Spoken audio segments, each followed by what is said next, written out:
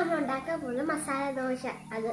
അതിനായി നമ്മൾ ക്യാരറ്റ് ഒക്കെ അരിഞ്ഞ് റെഡിയാക്കിയിട്ടുണ്ട്.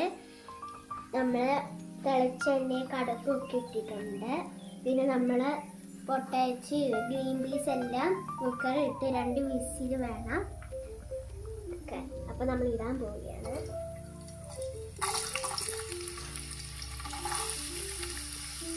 നമ്മുടെ സവാളയും ഉണ്ട്. നമ്മൾ സവാളയും ഇടുകയാണ്.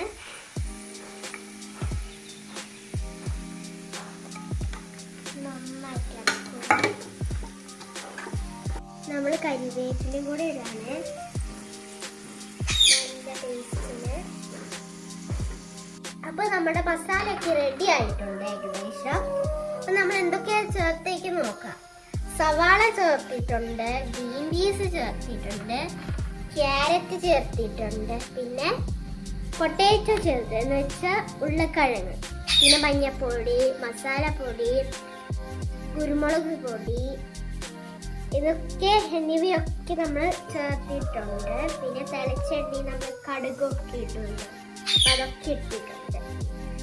നമ്മുടെ മസാല റെഡി ആയിട്ടുണ്ട്. പിന്നെ നമ്മൾ ദോശ ഉണ്ടാക്കാൻ പോകുകയാണ്. ഓക്കെ, ഇനി നമ്മൾ ദോശയുടെ മാവ് നന്നായിട്ട് ഇളക്കണം. ഇനി നമ്മൾ ഒഴിക്കാൻ പോകുക.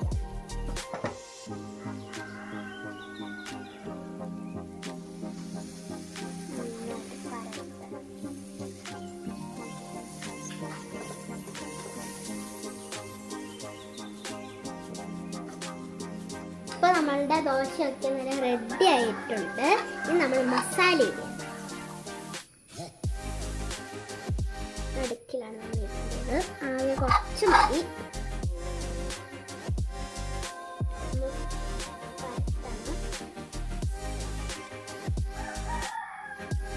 ഇനി നമ്മുടെ ദോശയൊക്കെ മടക്കാൻ പോവുകയാണ്. എന്നാൽ അതിൻ്റെ ഷേപ്പ് കിട്ടുന്നുള്ളൂ.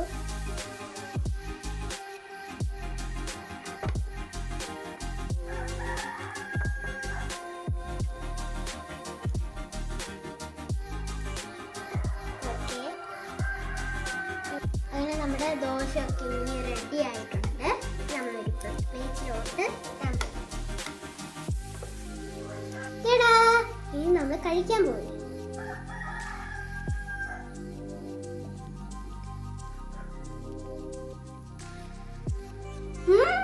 സൂപ്പർ! നിങ്ങളും ഇതുപോലത്തെ നല്ല മസാല ദോശ ഉണ്ടാക്കി വരണേ. അതുകൊണ്ട് ബൈ. അടുത്ത വീഡിയോ ആയിട്ട് വരാം.